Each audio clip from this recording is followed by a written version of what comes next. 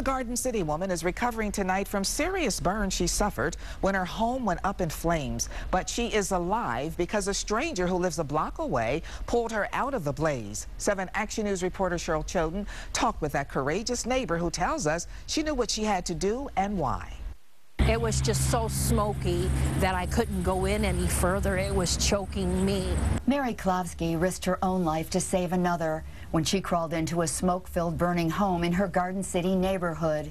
She risked her own life, she says, because a young boy was worried about his mom, who was still inside. I had that little boy's face focused in my head that I didn't want his mother to die. It happened on Deering Street yesterday morning. Mary, who's a cashier at a meat and produce store in Taylor, was leaving for work when she saw what was going on. She says she knew she had to stop and help.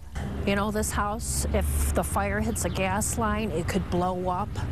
But then I looked at the boy in the yard and seen how scared he was. Darren Olson and his son Gabe were able to make it out, but Gabe's mom Wendy was not.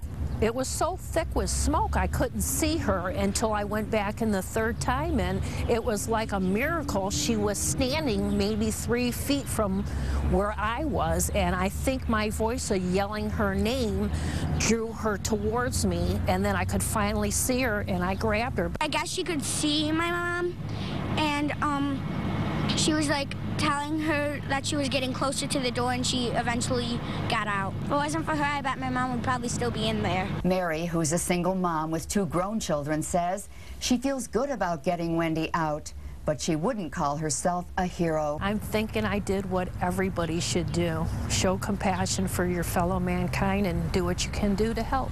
I'm Cheryl Choden, 7 Action News. And Wendy, the woman who was rescued, suffered 1st, 2nd, and 3rd-degree burns. We're told the most serious injuries are to her hands, but she is expected to be okay. And you can thank Mary for that, for just having a calm head and getting her out of there. She said she knew what to do, and that's something we should all practice in the case of things like that. What to do and to be ready to help a neighbor anytime. I'm certainly glad we could celebrate Mary in this particular case.